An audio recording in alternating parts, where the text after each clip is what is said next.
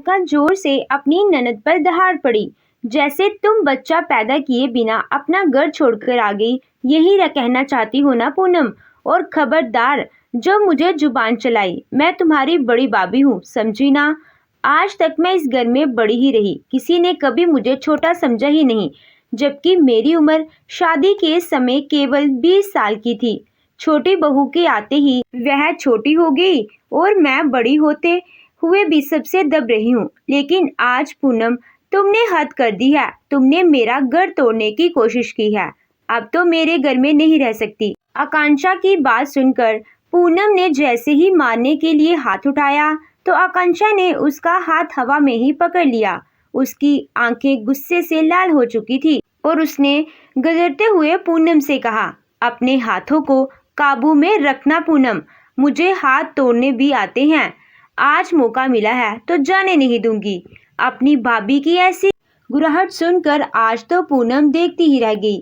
पूरी कहानी सुनने के लिए वीडियो को पूरा देखें और हमारे चैनल को सब्सक्राइब जरूर करें। आकांक्षा की शादी अमन से हुए 5 साल हो चुके थे और अभी तक उसको कोई संतान नहीं हुई थी। बस इसी बात का ताना सासू माँ घुमा फिरा कर देती रहती थी। सासू माँ के साथ साथ उसकी ननद पूनम भी पीछे नहीं रहती थी, जो कि अपने पति का घर छोड़कर मायके में रह रही थी। शादी के 5 साल बाद पहली बार उसका पति अमन उसको पिक्चर दिखाने ले जा रहा था, तो पता चलने पर पूनम ने कहा, बूढ़ी गोली लाल लगाम, अरे कुछ होश बाकी है कि नहीं? मैंने देखा तो भाभी ने क्या पहन लिया है। आकांक्षा को देखते ही सासू माँ ने गुस्से में कहा, अरे बहू, तेरी शादी को 5 साल हो गए हैं, तो इसका मतलब यह नहीं कि छोटी बहू की उम्र की है। अरे नकल करने के लिए भी अकल की जरूरत होती है। क्या जरूरत है उसके जैसे कपड़े पहनने की? दरअसल आकांक्षा ने आज अपने पति का लाया हुआ सूट पहन लिया था, क्योंकि इससे पहले सासू माँ ने कभी उसको सूट पहनने नहीं दिया था। इतना फैशनेबल सूट पहने देखा तो पूनम के होश उड़ गए और वह अपनी भाभी को ताना मारने लगी। अमन ने कहा कि मुझे अच्छी लग रही है तो बात खत्म। पूनम, तुझे बीच में बोलने की जरूरत नहीं है, जब देखो आग लगाती रहती है। आकांक्षा जल्दी से चलो वरना मुंह भी निकल जाएगी। आकांक्षा पति के साथ चली गई, मगर गाड़ी में बैठकर ख्यालों में डूब गई। आकांक्षा जब शादी होकर आई थी तब पूनम मायके में ही रहती थी। दिन भर अपनी माँ के कान भरना और बिस्तर पर पड़े रहना ही उसका काम था। आकांक्षा के ससुराल आते ही माँ बेटी ने तो घर का काम करना ही छोड़ दिया था और आकांक्षा से साफ कह दिया था कि तुम्हें ही अब घर के सारे काम संभालने हैं। याद रखना कि कोई भी गलती और कोई भी नुकसान नहीं होना चाहिए। आकांक्षा का मायका बहुत साधारण था और इस बात का ताना पूनम हमेशा उसके देती रहती थी। अरे अपने घर में कुछ देखा भी था जो यहाँ आकर घमंड दिखाती हो? गीजर का बटन कब से ऑन है, क्या उसको बंद नहीं कर सकती थी? पता भी है कि वह चलता रहता है तो कितनी बिजली खर्च होती है। आकांक्षा ने कहा कि दीदी, मैंने तो उसको ऑन ही नहीं किया। तो पूनम ने कहा, अरे अगर इतना ध्यान नहीं रख सकती कि कहाँ क्या चल रहा है तो क्या इस घर में महारानी बनाकर बैठाने लाई हो? मेरी जैसे ससुराल मिली तो अक्ल ठिकाने आ जाती। आकांक्षा तो दंग रह गई थी कि आखिर पूनम की तरह बात कर रही है। पूनम का एक छोटा भाई भी था जिसका नाम रवि था। अमन की शादी के 1 साल बाद ही रवि की शादी भी हो गई और उसकी पत्नी शालिनी आकांक्षा की देवरानी बनकर घर में आ गई।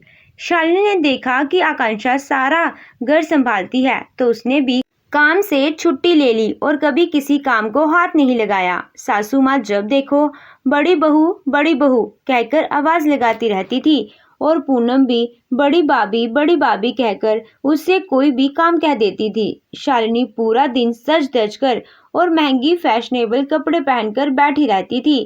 इस कारण भी आकांक्षा उससे कोई काम कहने से डरती थी, क्योंकि शालिनी पहले ही कह देती थी कि मेरे कपड़े गंदे हो जाएंगे, भाभी प्लीज मुझे एक गिलास धोकर दे दो। एक दिन ऐसा आया जब आकांक्षा के सिर से पानी गुजर गया और उसने शालिनी से कहा, शालिनी अब तुम्हें भी घर का काम करना पड़ेगा, आखिर कब तक तुम छोटी बनी रहोगी? यह बात सुनते ही पूनम भी वहां आ गई और पूनम ने कहा, भाभी कुछ कहने से पहले सोच तो लिया करो। अरे आप बड़ी भाभी हो, तो क्या घर की जिम्मेदारी नहीं संभाल सकती जो छोटी भाभी के पीछे पड़ गई हो। आकांक्षा को बहुत बुरा लगा कि वह बड़ी है तो क्या हुआ, काम का बोझ उसको भी तो दबा देता है। पूनम आकांक्षा को सुना सुना कर कहती थी कि शालिनी भाभी आप तो बस मुझे एक भतीजा दे दो। आकांक्षा भाभी तो कर नहीं पाई, इनके बस की ही नहीं है। अब तो मुझे आपसे उम्मीद है। आकांक्षा का दिल यह सुनकर रोने लगता था क्योंकि पूनम हर रोज उसके जख्म को कुरेद देती थी। ऊपर से शालिनी भी हंस हंस कर कहती थी, वैसे दीदी ये तो बड़ी भाभी की जिम्मेदारी थी, वह घर में पहले आई थी। पता नहीं क्यों मुझे तो लगता है उनको माँ बनने का शौक ही नहीं है। देवरानी और ननद की जहर बुझी बातें आकांक्षा के दिल में हजारों छेद कर देती थी। शालिनी जब भी शॉपिंग करके आती थी तो सासू माँ आशंका को सुनाकर कहती थी, छोटी बहू तेरा भी जवाब नहीं है, कपड़ों के मामले में तेरी चॉइस कितनी अच्छी है। बड़ी बहू में तो कोई रंग ढंग ही नहीं है, इससे अच्छी तो गांव की लड़की होती है। शालिनी घर में कभी सूट तो कभी जीन्स टॉप पहनकर घूमती थी, लेकिन सासू माँ ने कभी भी उसको नहीं टोका और यह बात आकांक्षा को बहुत अकड़ती थी।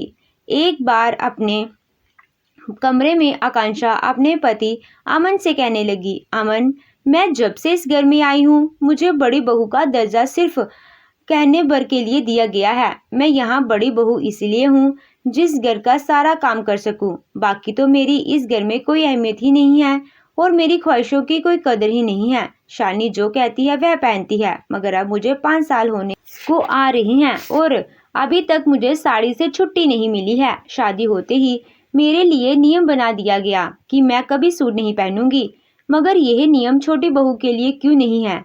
वह छोटी है मगर छोटी बच्ची तो नहीं है जो सासू माँ उसको इतना लाड़ प्यार करती हैं और उसकी हर गलती पर पर्दा डाल देती हैं। और मैं बड़ी बहू नाम के लिए हूँ, मगर मेरी इज्जत नाम की भी नहीं है।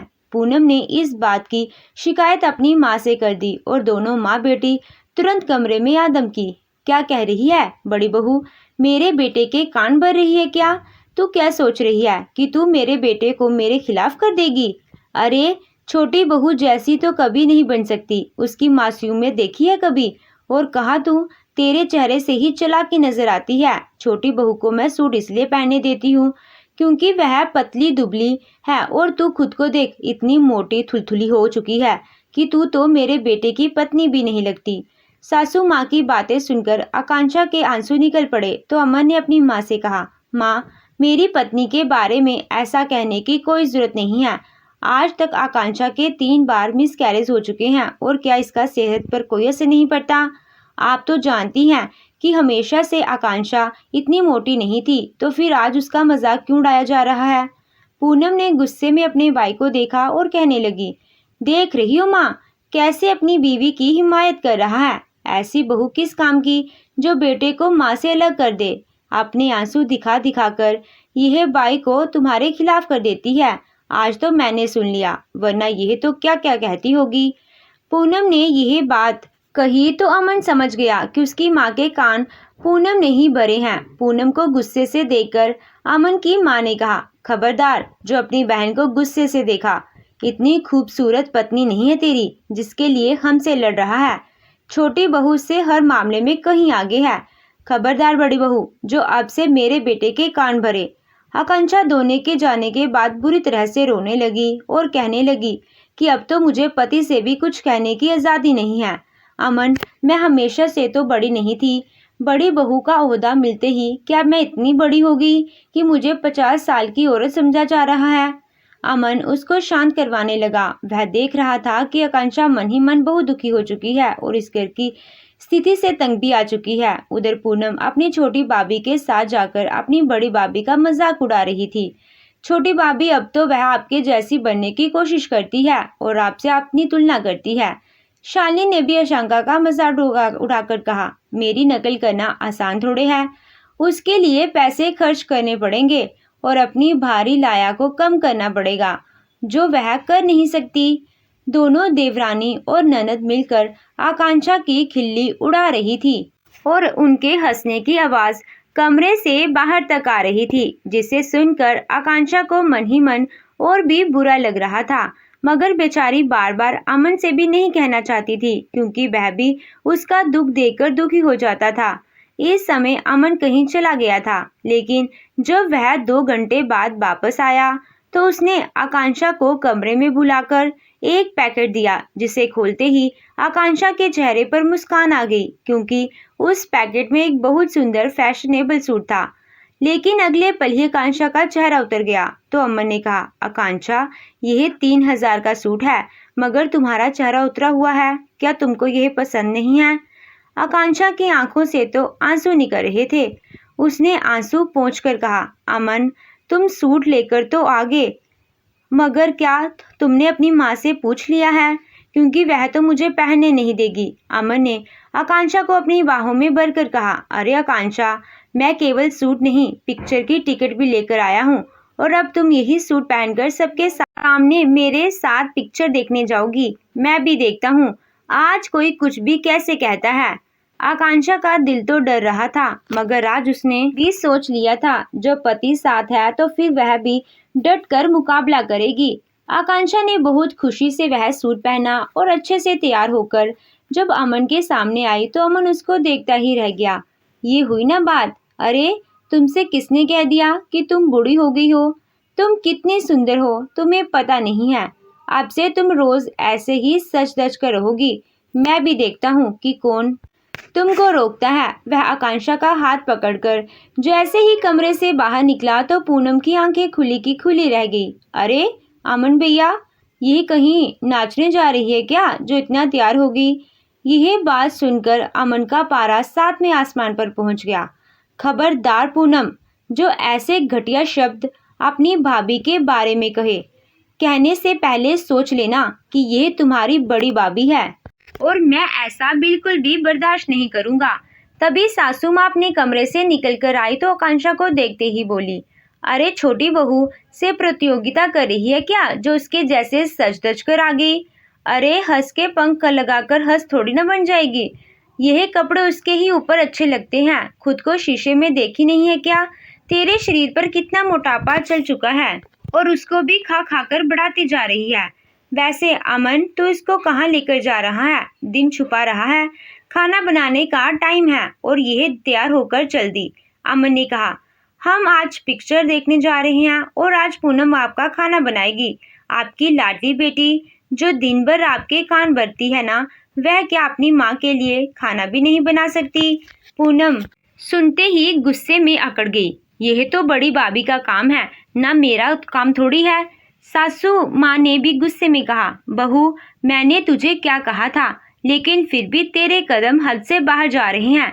अभी के अभी वापस अंदर चली जा, नहीं तो मैं तेरे बाप को फोन कर दूंगी। अमन ने गुस्से में अपनी माँ को देखा और बोला, मम्मी, आपके घर में एक छोटी बहू और एक बेटी भी है, मगर आप हमेशा आकांक्षा के पीछे पड़ी रहती हो, जबकि वह सारे घर का काम संभालती है और एक पैर से दौड़ दौड़ कर सबके काम करती है, मगर तुम में से किसी को शर्म नहीं आती। आपकी छोटी बहू भी आज पिक्चर देखने गई है, मगर आप आकांक्षा पर सवाल उठा रही हो, जबकि वह 5 साल से एक बार भी मेरे साथ पिक्चर देखने नहीं गई, क्योंकि हर बार आपने यही कहा कि घर का काम कौन करेगा, खाना कौन बनाएगा। क्या आपके खाने और काम के कारण ये कहीं नहीं जाएगी? अमन की माँ गुस्से में जोर से दहाड़ने लगी और पूनम भी बोल बोलकर आग में घी का काम करने लगी। मम्मी देख लो, आपके राज में क्या क्या हो रहा है। आपकी बड़ी बहू को पता ही नहीं कि घर कैसे संभाला जाता है। अरे अगर आपकी बड़ी बहू ही ऐसा करेगी तो छोटी बहू क्या करेगी? छोटी बहू से अपनी तुलना करने चली है। आज वह पिक्चर गई तो ये भी पिक्चर जा रही है। घर के कामकाज और खाने की तो चिंता ही नहीं है। पता नहीं ऐसी बहू के हमारे घर में क्या जरूरत है। माँ, आप इसको वापस क्यों नहीं भेज देती? ना तो घर संभालती है और ना बच्चा पैदा करती है। यह बातें सुन सुनकर अमन की माँ का गुस्सा 7वें आसमान पर पहुंच रहा था और वह गुस्से से आकांक्षा को देख रही थी। अब आकांक्षा से रहा नहीं गया और उसने जोर से गरज कर कहा, जैसे तुम बच्चा पैदा किए बिना अपने घर छोड़कर आ गई, यही कहना चाहती हो ना पूनम? और खबरदार, जो मुझे जुबान चलाई, मैं तुम्हारी बड़ी भाभी हूँ, छोटी नहीं, जिसके साथ तुम कुछ भी कह सकती हो। यह सुनते ही सासू माँ ने अमन से कहा, सुन रहा है अमन, तेरी बीवी की जुबान कैसे कैंची की तरह चल रही है और यह मेरी बेटी को कैसे ताना मार रही है।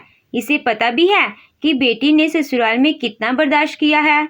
अरे इससे तो अच्छी ससुराल मिल गई, इसीलिए हमारे सिर पर चढ़ रही है। ये सुनकर आकांक्षा की आंखें गुस्से से लाल हो गई। इस बात का जवाब अमन नहीं बल्कि मैं दूंगी। कितनी अच्छी ससुराल मिला है मुझे, ये मैं बताती हूँ कि आज तक मेरी ननद खुद पानी लेकर पीना ही भूल गई है और छोटी बहू ससुराल में आकर रोटी बनाना ही भूल गई है, और आप दोनों यह भूल गए हो कि मैं बड़ी बहू हूँ और बड़ी बहू को इज्जत कैसे दी जाती है। इस घर में अगर कोई पूरा काम करता है तो वह मैं हूँ, जिसे आपने मुफ्त की नौकरानी बना दिया है। आपकी बेटी ससुराल छोड़कर यहाँ घर में पड़ी है, जिसे देखकर मुझे तो यही समझ में आता है कि जो यहाँ पानी लेकर नहीं पी सकती वह ससुराल में क्या करती होगी। ऐसी लड़कियां तो तलाक के ही काबिल होती हैं। ये खुद तो अपनी पति का घर छोड़ आई है और अब मुझे घर से निकालने के पीछे पड़ी है। सासू माँ अपनी बेटी को संभाल कर रखिए, जो आपके बेटे के घर में रोज आग लगाती है। आज तक मैं इस घर में बड़ी ही रही, किसी ने कभी मुझे छोटा समझा ही नहीं, जबकि मेरी उम्र शादी के समय केवल 20 साल थी। छोटी बहू के आते ही वह छोटी हो गई और मैं बड़ी होते हुए भी सबसे दब रही हूँ। लेकिन आज पूनम तुमने हद पार कर दी है। तुम अपनी जुबान से इतने घटिया शब्द कैसे कह सकती हो? अब तुम इस घर में नहीं रह सकती। आकांक्षा की बात सुनकर पूनम ने दहाड़ते हुए जैसे ही उसको मारने के लिए हाथ उठाया तो आकांक्षा ने उसका हाथ हवा में ही पकड़ लिया। उसकी आंखें गुस्से से लाल हो चुकी थी और उसने गुस्साते हुए पूनम से कहा, अपने हाथों को काबू में रखना पूनम, मुझे हाथ तोड़ने भी आते हैं। आज मौका मिला है तो जाने नहीं दूंगी। अपनी भाभी की ऐसी गुराहट सुनकर आज तो पूनम देखती ही रह गई। अमन ने भी पूनम से कहा, पूनम तुमने जितनी इज्जत अपनी भाभी को दी है ये उसका ही नतीजा है। अगर तुम्हें घर में रहना है तो बराबर हाथ बटाना होगा। तुम्हारे लिए लड़का देकर तुम्हारी शादी करने में मुझे देर नहीं लगेगी। तभी आकांक्षा ने गुस्से में कहा, अरे यह लड़की कहीं टिकने वाली नहीं है। मुझ में 100 कमी निकालने वाली लड़की एक गिलास पानी नहीं लेकर पीती है। मेरे जितना काम करना पड़े तो इसके प्राण निकल जाएंगे। सासू माँ, आपकी छोटी बहू आने वाली है, जरा आज उसे खाना बनाने के लिए कहकर देखना। चलो अमन, हमें देर हो रही है। अमन ने आकांक्षा का हाथ पकड़ा और चला गया और दोनों माँ बेटी गुस्से में खड़ी देखती रह गई। आधे घंटे बाद शालिनी रवि के साथ आ गई तो सासू माँ ने कहा कि तुम लोग इतनी जल्दी कैसे आ गए? तो शालिनी ने गुस्से में कहा, क्योंकि आपके बेटे को पिक्चर अच्छी नहीं लग रही थी। मैं बाहर खाना खाने के लिए कहा तो इसने इसे मना कर दिया। अब मम्मी जी बड़ी भाभी से बोल दो कि हमारा भी खाना बना दे। तो सासू माँ ने कहा कि बड़ी बहू भी आज पिक्चर देखने चली गई। छोटी बहू तुम ऐसा करो, हम सबके लिए खाना बना लो, क्योंकि वह तो आज खाना भी बनाकर नहीं गई। यह बात सुनते ही शालिनी गुस्से से तिलमिला गई। नहीं बनाकर गई का क्या मतलब है? आप क्या सोचती हो कि मैं खाना बनाऊंगी? रसोई की गर्मी में खड़े होकर खाना बनाना मेरे बस की बात नहीं है। ये काम अपनी बड़ी बहू ही करती है और यह आपकी बड़ी पूनम जो हर वक्त बैठी रहती है, आप इसे क्यों नहीं कह रही हो? पूनम ने गुस्से में शालिनी से कहा, यह काम घर की बहू का होता है। अब बड़ी भाभी नहीं है तो तुमको बनाना पड़ेगा। शालिनी ने गुस्से में कहा, कल तक तो मेरी बड़ी चापलूसी करती थी और कहती थी कि छोटी भाभी आप तो अपने हाथ रसोई से काम में बिल्कुल मत लगाया करो, वरना ये खराब हो जाएंगे। आज क्या हो गया? आज क्या तुम्हारे हाथ गंदे हो जाएंगे? चलो चलकर खाना बनाओ। ससुराल में होती तो क्या तुम्हें खाना नहीं बनाना पड़ता? यहाँ बैठकर मुफ्त का खाने से अच्छा है कि थोड़ा सा काम कर लो। शालिनी की ऐसी बातें सुनते ही दोनों माँ बेटी का मुंह खुला का खुला रह गया और वह एक दूसरे का चेहरा देखने लगी। अब तो सासू माँ के कानों में आकांक्षा के शब्द गूंज रहे थे और समझ में आ गया था कि आकांक्षा ने कितना सही कहा था। उन्होंने रवि से कहा कि तू अपनी बीवी से कुछ कहता क्यों नहीं है? तो रवि ने कहा, मम्मी बैठे रहने से शरीर खराब हो जाता है, आप थोड़ा काम किया करो, एक्सरसाइज भी हो जाएगी, वरना बुढ़ापे में दवाइयां पर आश्रित हो जाएगी। रवि की बातें उसकी माँ को कांटे जैसे चुभ रही थी और आज तो उनकी आंखों से आंसू ही निकल आए थे। कि अपना बेटा किस तरह बात कर रहा था, मगर समझ में आ गया कि कुछ और कहा तो बहू कुछ सुनने को मिलेगा, क्योंकि आज तक उन्होंने भी तो व्यवहार अच्छा नहीं किया था। सासू माँ ने अपनी बेटी से कहा कि पूनम, अब तू जाकर खाना बना ले।